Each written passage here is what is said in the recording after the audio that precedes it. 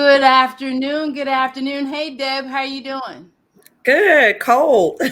Yes, right. It's fall. It's finally here. Deb, I have to tell you, you are to me, one of the most impressive people in Charlotte. And for those of you who are watching, I'm Sharon Porter. I'm with Enlivian, and I just jumped right up in here and was just ready to just start giving flowers.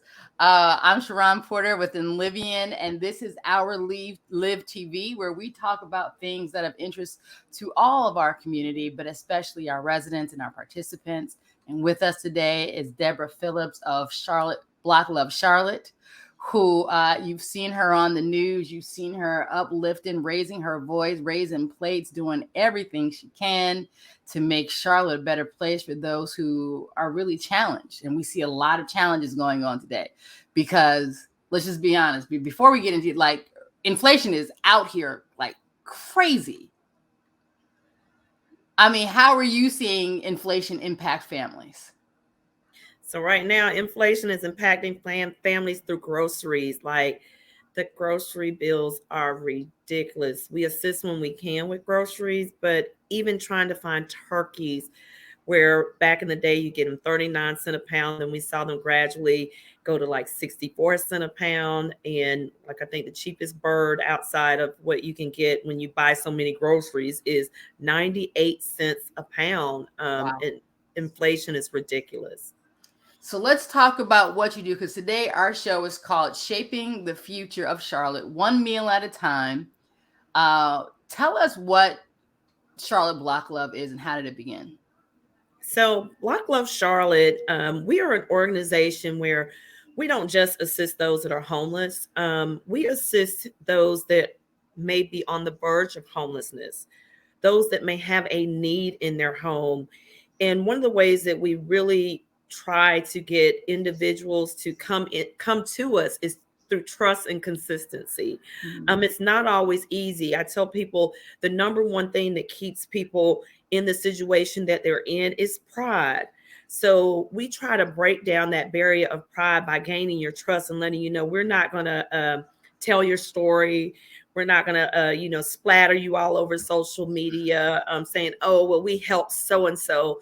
No, we want you to feel comfortable coming to us and just asking for that hand that we once needed in our time of need, whether it's groceries, whether it's prescriptions, whether it's help with paying your application fees for housing, looking for jobs, assistance with transportation when we can, because we're more than meals, tent tarps, and sleeping bags. We are literally all about people out here that have a need and making sure we're able to assist them. Well, so we have similar missions. And so we are excited to have you as a partner. But listen, we're an organization. You are a leader with a team, a mighty team of volunteers, right? And so you are doing what some believe are unfathomable. How are you getting that and why is it so important to you? I'm going to start with the latter part of that. It's important to me because it's the right thing to do. Amen. Block Love started because we would see people in need, and it's just like it has been me. What if it could be me again? What if it was you? So it's just doing the right thing and getting out here and supporting people no matter what it looks like. And people think that we get a lot of this work done with a large team. I have a base team. It's like 4 or 5 of us. It is Larry Mims. He's known in the city as No Limit Larry. No It limit. is Tobin Murphy. People call him Big Murph. We have Leandra Garrett. We have Terry Newton Karam. And we have my husband, who is affectionately known on social media as Sugar Bear. And, my kids help when they can. And so that is the team. But we really rely on the love and support of people that believe in our mission, people that follow us on social media and want to be a part.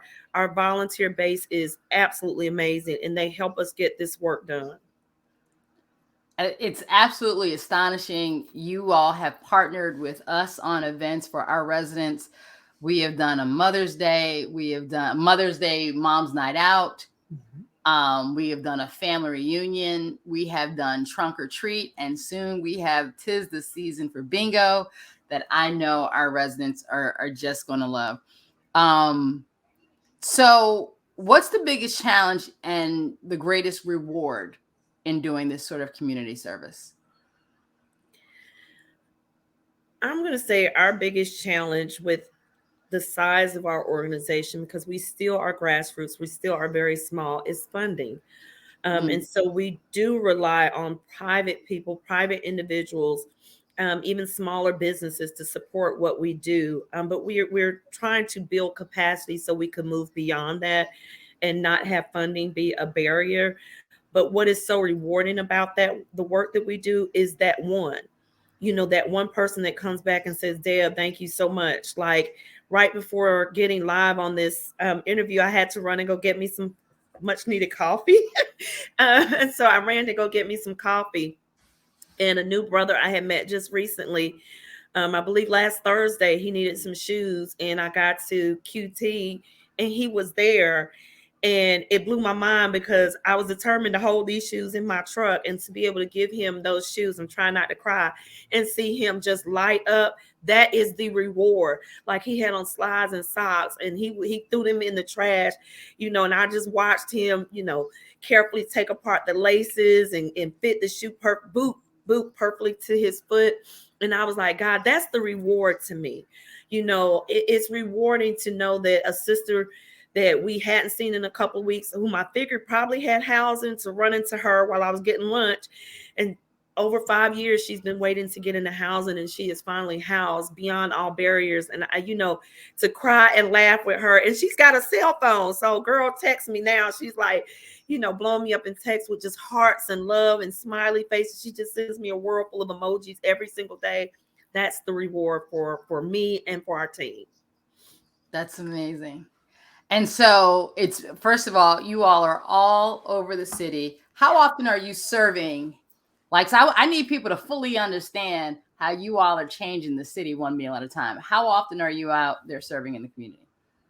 So it's crazy because in 2019, we only did a couple of days a week. Then we got hit with the pandemic. And as you all know, a lot of the organizations and nonprofits that were served weren't coming out. Even the county had paused on their meals because of COVID. But to us, we couldn't stop. Like hunger does not stop. The need No, it does doesn't. not stop. So when that stay in place order came as of March 8th, 2020, we were like, yo, what are we going to do? We're going to get these meals to the streets. And then we amped up our services and began serving meals 3 times a day, every single day. We did that for about 3 months. And then when organizations started coming back out, we kind of peeled back. We're now on a service schedule, and we serve in uptown Charlotte. A lot of people ask me that. Yeah. A lot of people know it as the Wall. I call it the block. The Wall got a lot of negative connotation behind it. So I call it the block because I love the block. I love a block party. I like to turn up. So it is the block for me. And we spread a lot of love, hence the name Block Love Charlotte. But we serve in uptown Charlotte at 100 Montfort Point, Okay. Monday, Tuesday, Thursday, Friday, first, third, and if we have a fifth Saturday, we serve on fifth Saturdays. And on Sundays, we do breakfast, which is how we started uptown. We do breakfast every Sunday morning, and then we follow up with a dinner on Sunday evening. I'm amazing. I just cannot. I am thoroughly impressed and moved just by the compassion and right, because this is not your normal level of compassion. There's you know what I mean? Like, listen, there are church groups that don't do as much as you all do.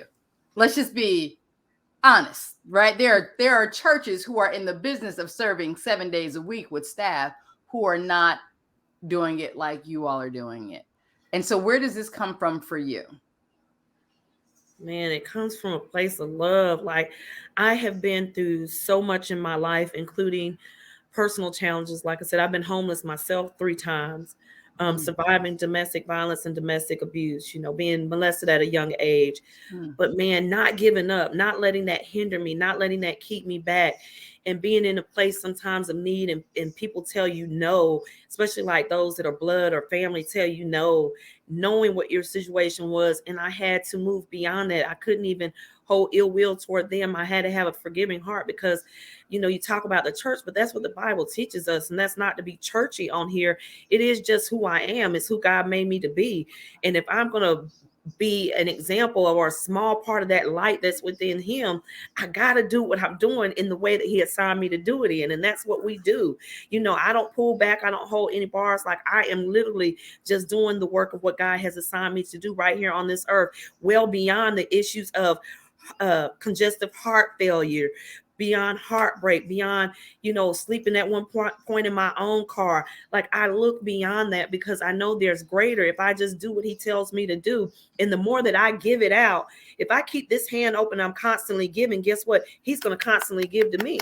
So I'm just like, the more he gives, the more I give, and the more blessings come back, and I'm able to give again. Like, I don't hold on to it because it doesn't belong to me. So we just gonna have church here today. Girl, you open up again. I'm just like, so we just gonna do church. We just gonna give sermons. Man, it's all about giving. That is amazing. I look at when we do the events within Livion, man, the faces light up, the kids happy, the families happy.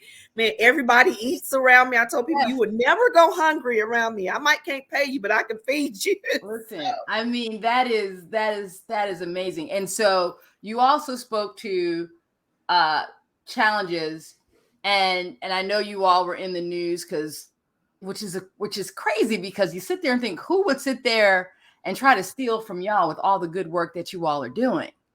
And how do you deal with that?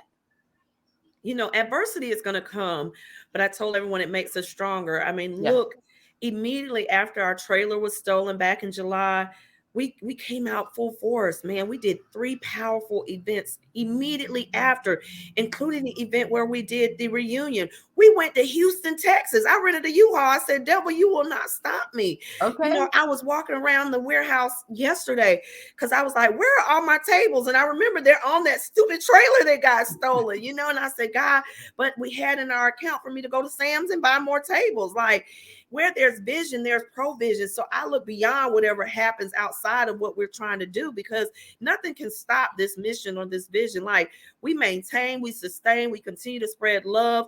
Listen, without paychecks and everything else, we make it do what it do, because that's what God has assigned us to do. No stopping.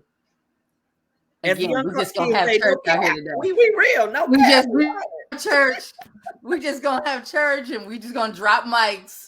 And that is I'm loving. I love it, and it is contagious, and I appreciate you for it. Where do you see Block Love 10 years from now? 10 years from now, I intentionally named Block Love Charlotte for what it is. It is here in Charlotte.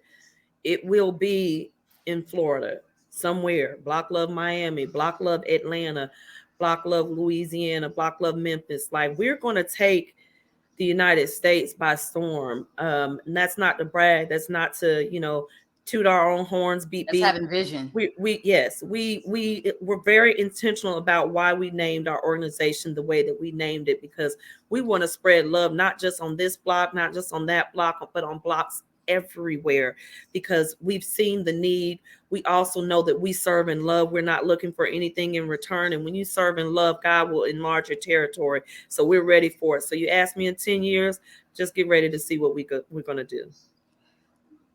Amazing. I'm as I say, I am a fan and I am impressed. Let's put up on the screen how people can contact, and we have up here blockloveclt.org. And if you'd like to call, volunteer, or donate, you can call 980-288-4895. And then let's go ahead and put the social media handles up there. On Facebook, it's at Block Love Charlotte, and on Instagram, Block Love CLT, at Block Love CLT. Deb, it is a pleasure, and I'm so grateful to have had this conversation. And I ask that anyone who is listening, if you want to volunteer, even from a selfish place, you just want to feel good, get out there and volunteer with Deb. I mean, I'm going to be honest with you. Give to Deb, support Block Love Charlotte, support the families. Because the reality, I think, what people, and this is my challenge in my work here at the agency, is that understanding who needs help. Many times people leave that, oh, you're in the position because of what you either did or didn't do. Right. And they don't understand that sometimes crap happens in life that's outside of people's control. And depending on the obstacles you already had in life, that even puts you further behind, or if something changes, you were already on the edge and this pushed you over the edge. That's right. And this could happen to anyone. Listen, a good medical crisis could take anyone out, right? Physically or financially. That's right. And so, my job is to always, and these are many of the people that we serve are working. These are working families. And Charlotte is no longer cheap. It just No. it's just not cheap, and it's not cheap. And so I can't say enough, I appreciate the work that you do. I am so grateful that you are partners with Enlivian, and that we'll continue to do work, and we can be a part of the legacy of Black Love as it goes worldwide. We look forward to it. We are a fan and a partner. So I want to thank you for joining us today. Again, once again, I'm just put up on the screen. Once again, if anyone wants to get in touch with Black Love Charlotte, go to blackloveclt.org, call 980-288-4895. And on social media, you can go to Facebook at Black Love Charlotte and at Instagram, Black Love CLT. Deb, thank you again for joining us. Take care. Thank you.